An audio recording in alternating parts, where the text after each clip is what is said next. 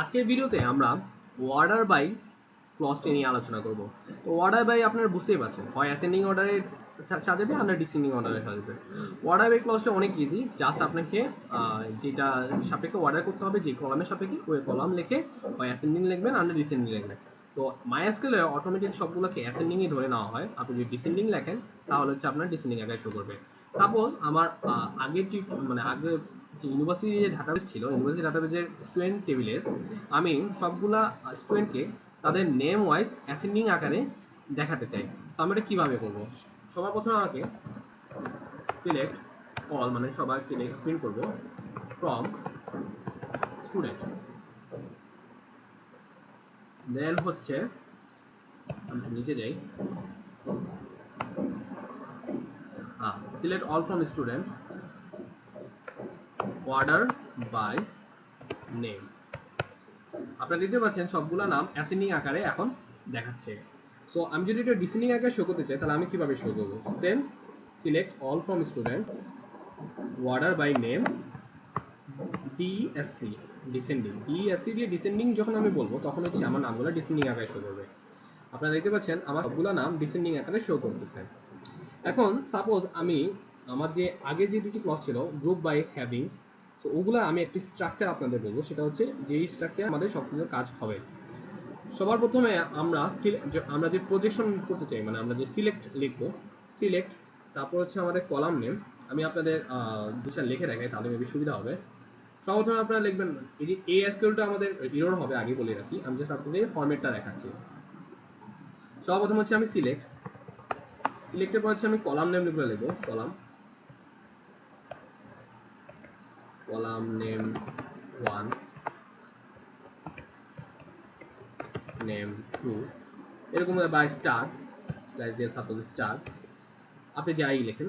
দেন হচ্ছে আমার এখানে কি হলো, আচ্ছা ঠিক আছে, আমি এটা একটু লিখি।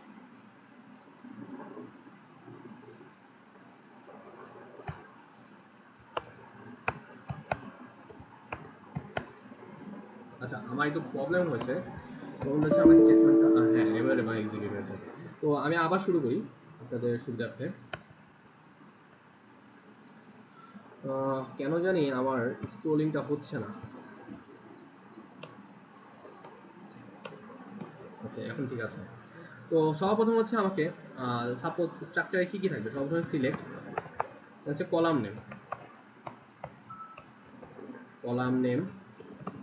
এখানে কলাম নেম একাধিক হতে পারে বা স্টারও হতে পারে, সবগুলো কলাম প্রিন্ট করতে পারেন। দেন হচ্ছে ফ্রম টেবিল নেম, দেন হচ্ছে হোয়ার আমার কন্ডিশন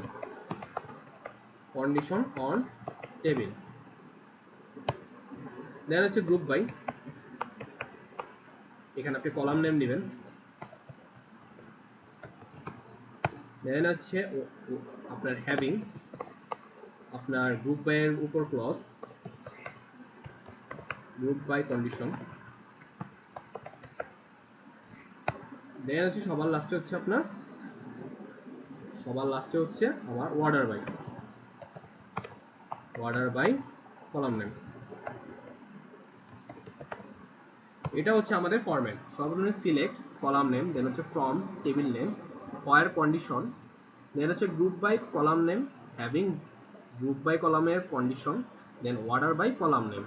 এটা আমার এখন এরর দিবে, সো আমি আপাতত আমার দরকার নেই। সো সাপোজ আমরা আপনাদের যে এক্সাম্পলটি দেখেছিলাম আগের ভিডিওতে, যে আমাদের প্রতিটা ডিপার্টমেন্টে গ্রুপ বাই করে আমার প্রতিটা ডিপার্টমেন্টের স্টুডেন্টের নাম্বার বের করবো এবং আমার 2 এর অধিক স্টুডেন্টকে আমি প্রিন্ট করে দেখাবো। দেন সবার লাস্টে আমি যেটা করবো সেটা হচ্ছে আমি ডিপার্টমেন্ট ওয়াইজ অর্ডার করে দেখাবো, ডিপার্টমেন্ট ওয়াইজ অ্যালফাবেটিক্যাল অর্ডারে দেখাবো বা ডিসেন্ডিং অর্ডারে দেখাবো। তো আমি লিখি সিলেক্ট, দেন হচ্ছে ডিপার্টমেন্ট নেম কমা, দেন হচ্ছে আপনার count ID from student group by department name having, আচ্ছা এখানে আমি রিনেম করে নিই, সো আমাকে কাউন্ট আইডি লিখতে হবে greater than equal to order by department name DSC. আপনারা দেখতে পাচ্ছেন আমার ডিপার্টমেন্টকে ডিসেন্ডিং অর্ডারে প্রিন্ট করেছে এবং ডিপার্টমেন্টে যাদের 2 বা 2 এর অধিক স্টুডেন্ট আছে তাদেরকে আমার প্রিন্ট করে দেখাচ্ছে। তো আজকের জন্য একটু কি, ধন্যবাদ।